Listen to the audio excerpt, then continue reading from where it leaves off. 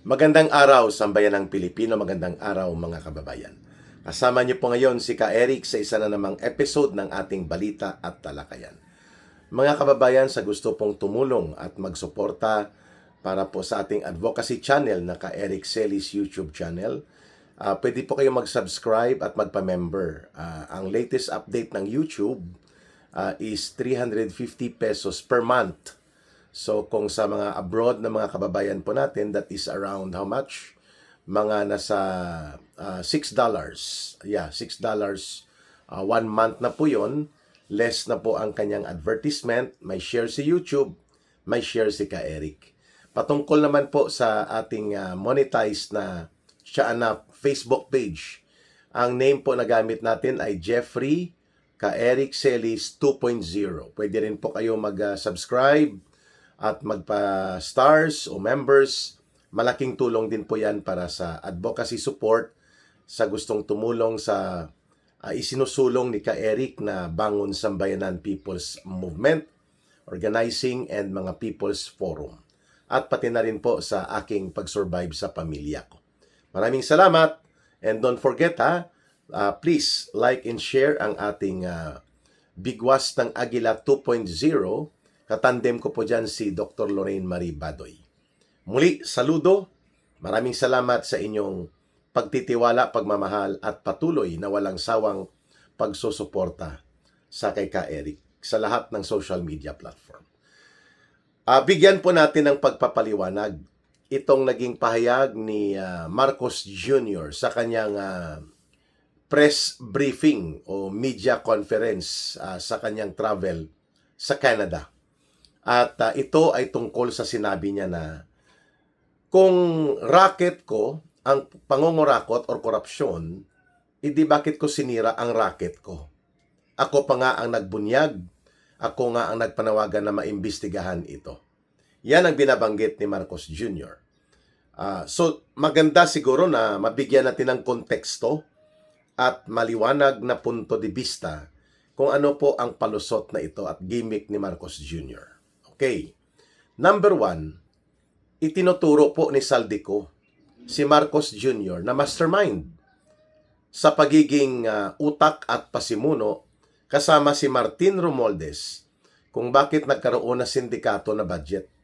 For the last 3 years at least na ipinalusot ang sindikato na budget. 2023 budget, 2024 budget, and 2025 budget. 3 taon ito.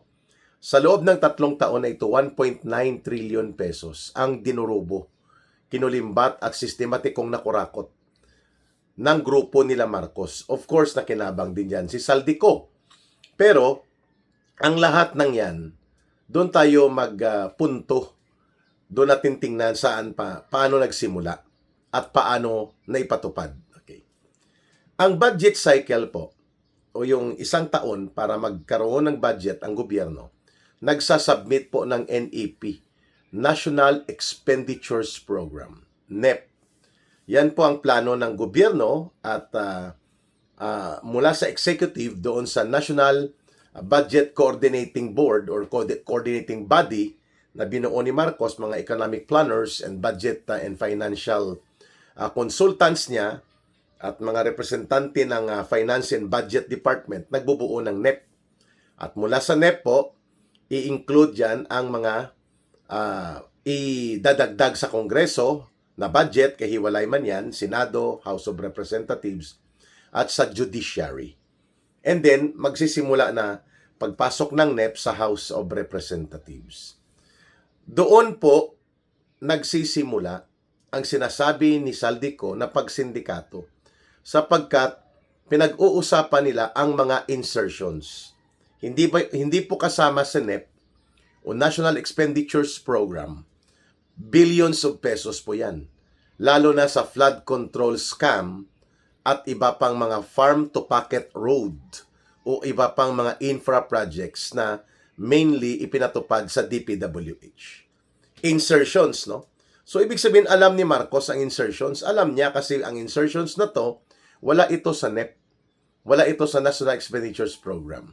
May 2 uri ng style ng pagpapalusot sa insertions. Ang isa, magpaparada sila ng pondo. Parking. O, ibig sabihin, wala sa budget ng DPWH, ikakarga nila doon. 250 billion, for example. Example lang. Mga infra projects ng mga kongresista, syempre lahat yan, hindi yan makakalusot kapag hindi pinayagan ni Marcos sa pamamagitan ng pag-execute ng line veto authority. Yan ang binabanggit ng dati niyang budget secretary na pinalitan ni Amina Pangandaman.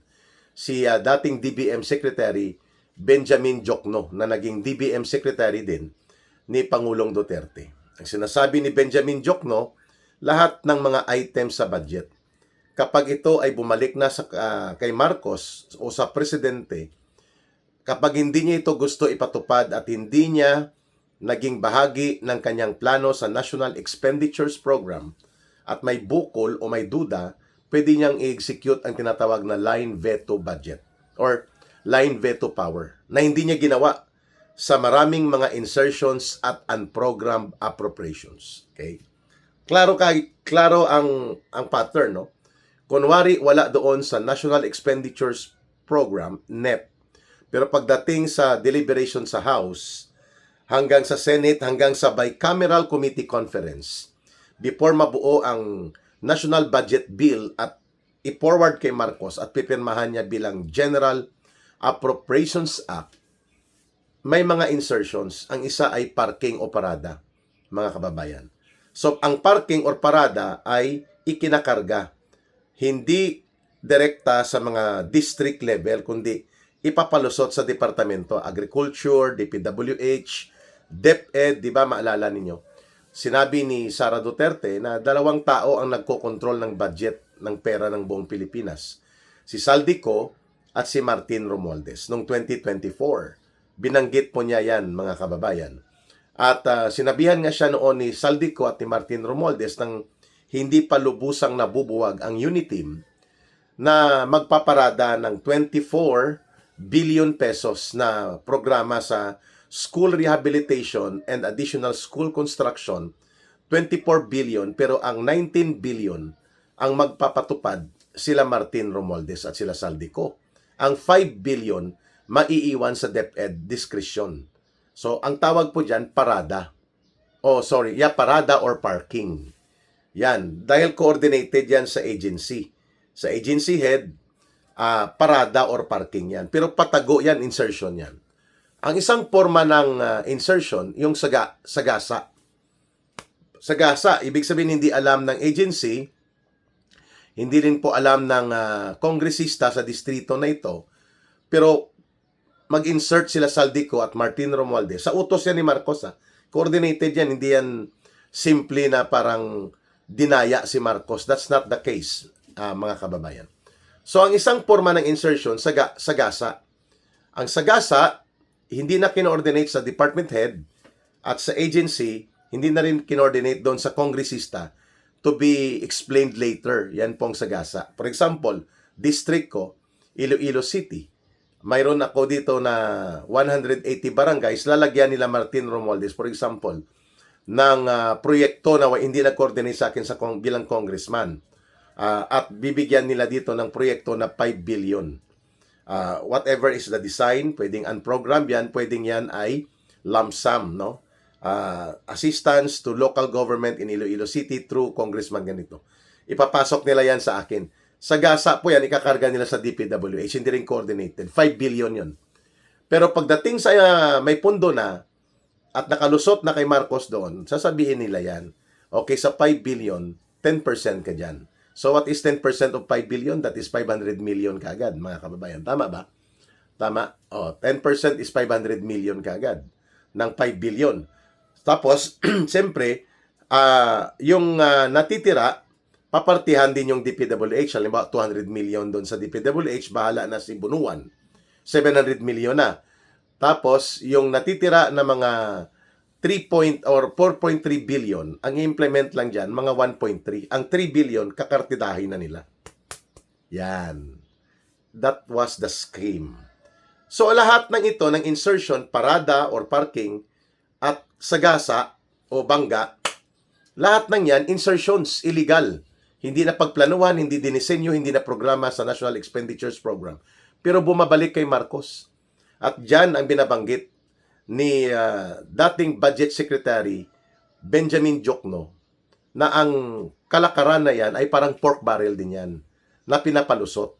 Pero hindi tinatawag na pork barrel. Tinatawag na additional support budget or enhancement of the budget. Yun ang tawag nila. For a particular agency or for a particular district. Pero yan ay coordinated, planado at organisado. So, ang mga sistema na yan, dahil wala yan sa National Expenditures Program, bubukol yan.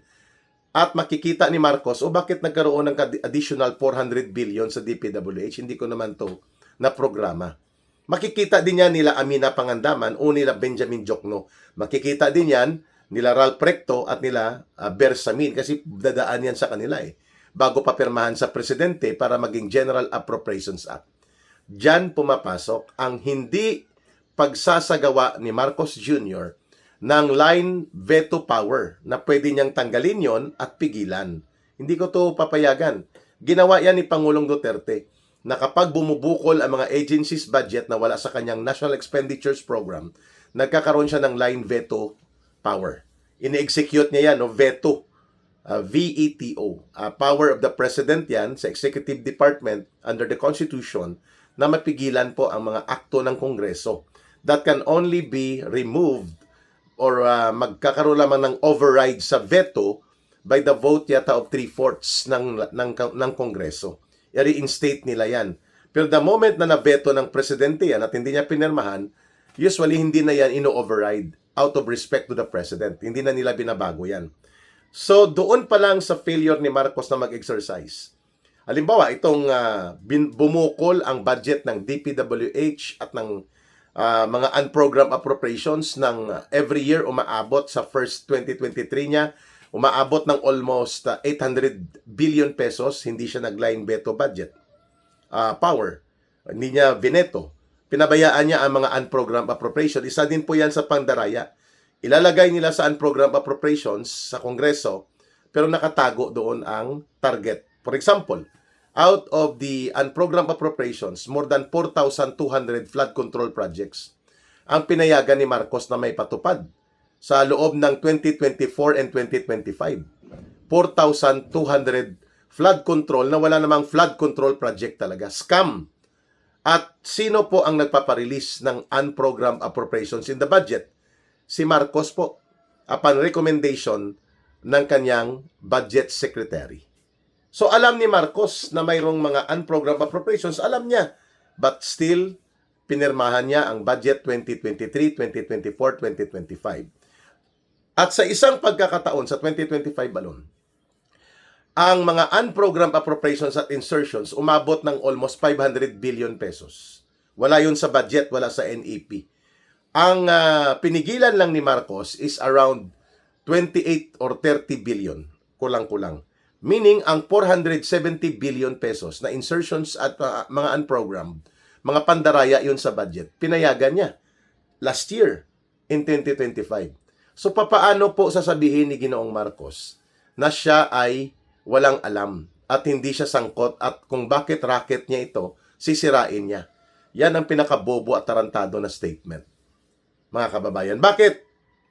Kasi napilitan si Marcos na ibulgar kunwari at magkunwari siyang crusader at whistleblower at hero dahil siya nagbulgar nung panahon po na nalulunod na ang taong bayan sa garapalan na pagpapatupad nila ng kasindikatuhan sa budget, pangungurakot at pangungulimbat. Nang sinabi niya noong 2024 State of the Nation Address niya na mayroon na tayong completed na more than 5,500 flood control projects all over the country and more are coming at matatapos natin ang taon na ito na may 4,000 pa na magagawa ng mga flood control projects. Pumalakpak ang lahat. But 3 days after umulan ng turutudo sa paligid ng Luzon lalo na. And then the next months, ganun din po sa iba pang bahagi ng 2025. Sa Cebu, sa Mindanao, lumubog ang milyong-milyong mga Pilipino sa baha at hindi niya na mapipigilan sapagkat nakikita ng taong bayan na dinadaya at walang flood control projects. And during that time ay pumapalag na si Saldico at mukhang hindi na magtutuloy-tuloy pa ang mga sindikato nila at nakikita ni Marcos at nila Romualdez na delikado si Saldico kapag pinabayaan nila. Kaya inunahan po niya, mga kababayan. Sapagkat nakakuha na sila ng bilyon-bilyon, yun pala. In 2023, 2024, and 2025 budget, binabanggit po ni Ginoong Saldico na hindi bababa sa mga 25 billion hanggang 30 billion ang naipartida ni Marcos. Hindi pa kasama ang ibang infrastructure project. Sa mga flood control deliveries lang ito, mga kababayan. At kay Martin Romualdez, ganun din po. Mga 30 billion din. So, all in all, mayroon pang 100 billion insertion si Marcos na kinumpirma mismo ni Ping Lacson, no? Na bigla na lang tumahimik ng masupalpalan siguro ito ng maleta malamang na may 100 billion pesos nga na insertions. At ito ay under the office of the President. So, tumutugma ito sa pagbobunyag ni Saldico. Kung kami mag-estimate, mga naninindigan sa krusadang ito, bago isiwalat ni Marcos Jr., kunwarian, ang mga flood control scandal na ito, na kunwari ay hinahabol niya na wala namang pinatunguhan, inuna pa nila na durugin at palugmukin sa kulungan si Senator Marcoleta at mga whistleblowers at ang mga nagsisiwalat at naninindigan, kami ang kinakasuhan. Before sumambulat ang diskarte ni Marcos na pagkahiro-hiro niya at ang kanyang sinasabing ibubulgar niya at ipapahabol ang mga nangungurakot sa mga flood control projects na ito, mga kababayan, malinaw kung ano ang ginawa ni Marcos. Ang ginawa niya, naubos niya na kompleto na niya ang between 50 billion pesos na mga nakulimbat sa 3 taon, 2023, 2024, and 2025. Estimated by Saldico in his informal conversation na lumalabas ngayon sa ilang sources, hindi daw bababa talaga sa mga, hindi lang 30 billion, kundi 50 billion pesos ang nakulimbat ni Marcos Jr. sa kanyang side pa lang. Kay Martin Romualdez, hindi rin maglayo ang kanilang mga nakulimbat. May kulimbat din si Sandro Marcos. May kulimbat din ang asawa sa customs, sa agriculture, na sinabi nga ni Saldico, hindi bababa yan every year sa mga 15 billion ang kinikita nila sa customs, sa BIR, sa Department of Agriculture ng mga smuggling. According to Saldico, sa kanyang video release nung nakaraang taon. Tama ba? Nung nakaraang taon. On this year, mga kababayan. It shows na dahil nakakuha na at nakakobra na at nakakamkam na ng mga 50 billion, si Marcos Jr. hindi pa kasama ang napakaraming bilyones din na nakamkam sa anak niya si Sandro Marcos, sa asawa niya, at si Martin Romualdez, at sa tingin niya mabubuko sila, inunahan niya. Yan ang tinatawag po na diskarte ng isang professional na hold-upper. Siya nang hold up, siya nang nag-akyat bahay, dahil mahuhuli siya, itinuro niya ang kapitbahay na kunwari siya ang nagpahuli. Pero ang kinulimbatan at kinawatan nila, nasa kanya na. Yun ang binabanggit ni Saldico. Bago umalis si Saldico, ay minanduan pa siya ng 100 billion pesos na insertions ni Marcos. At sinabi ni Saldico, hinanapan niya ito. Automatic yan pag si Marcos na nag-insert at nagtaripa, 20% to 25% ay binibigay sa kanya. Yan ang mga deliveries na sinasalo ng dating Undersecretary Adrian Bersamin, na apo ni Lucas Bersamin, na Executive Secretary ni Marcos Jr. It was a criminal operations na lahat, hindi po yun simpleng magagawa. Ni Martin Romualdez, ni Saldico, nila Pangandaman, nila Bunuan, kung wala pong imprimatur of approval ni Marcos. Sapagkat hindi po lalabas ang ni Singkong Duling sa mga pundong ito kapag hindi pinipirmahan ni Marcos ang budget at kanyang exercise ang veto power niya, including ang line veto power to remove insertions, to remove unprogrammed appropriations na wala sa kanyang isinumiti na National Expenditures Program. Pero hindi ginagawa ni Marcos. Bakit? Sapagkat nanggagaling sa kanya ang kumpas. Yan ang katotohanan dyan. The trails, the circumstances, the evidence, the witnesses, and the revelations all point out back to Marcos. 'Di ba? Siya ang nagpaparelease. Siya ang nag-aaproba. At sa kanya nanggagaling ang poder at otoridad ni Saldico, ni Martin Romualdez at ng mga iba pang aliporis nila. So nakita natin, mula nang sinabi niya last year, September na ipapahabol daw niya or August ang mga kurak, magwa 1 year na. Sinong nakulong? Si Jingo Estrada, si Bong Revilla. Pero hindi sila ang mga mastermind. Yung malalaking sindikato na pinangalanan ni Saldico, pinangalanan ng mga contractors nila Diskaya, like sila Bunuan, ang mga tauhan nito na sila Bernardo, Alcantara, lahat sila naging state witnesses na, mga kababayan. At si Martin Romualdez walang kaso, si Marcos walang kaso, si Sandro Marcos walang kaso. Ang sindikato sa Senado na mga miyembro ng bicameral, like si Grace Poe, walang kaso. Lahat ng ito, mga kababayan, ay gimmick ni Marcos para palabasin na kunwari crusader siya at nagbubunyag. Pero para mapagtakpan niya ang kanyang sariling krimen at pananagutan, kaya inunahan niya na si Saldico. Ayun. Dahil si Saldico ay hindi na niya nakokontrol at nakikita niya mahirap nang itago. Mantakin mo, 80% halos ng flood control projects na pinagnakaw lang, walang flood control talaga. Hindi ipinatupad, bogus, mga kababayan. And that is the reason na nang tingnan ito, all criminal trails and all criminal accountability will go back to Marcos and Romualdez. Si Saldico, ang mga tauhan sa Kongreso, ang mga nakinabang na magnanakaw, sila Bunuan, mga executors ito, mga kababayan. They are executors. Silang tagapagpatupad. At si Saldico nasa inner circle ito, kung kaya alam niya ang kalakaran ni Ginoong Marcos. So ang racket ni Marcos, pinatigil niya muna at nagmukhang bayani sapagkat nakakobra na ng tiba-tiba. Hindi bababa sa 50 billion pesos po. Mga kababayan, ang napunta kay Marcos Jr. lamang, according to the estimate mismo ng mga ginawa ni Saldico ng mga deliveries at mga maniobra, similarly with Martin Romualdez, 50 billion din. That's 100 billion, mga kababayan.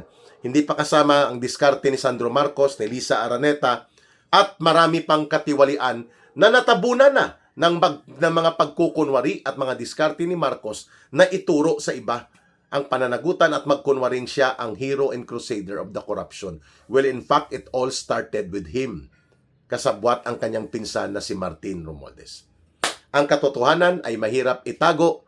Ang katotohanan ay maghahanap ng pamamaraan na ito ay lalabas at lalabas. Kahit ano pa ang gagawin mong diskarte, Marcos Jr. walang naniniwala na hindi ikaw ang mastermind, walang naniniwala sa mayoriya ng sambayanang Pilipino na ikaw at si Martin Romualdez ang pasimuno nito ng lahat.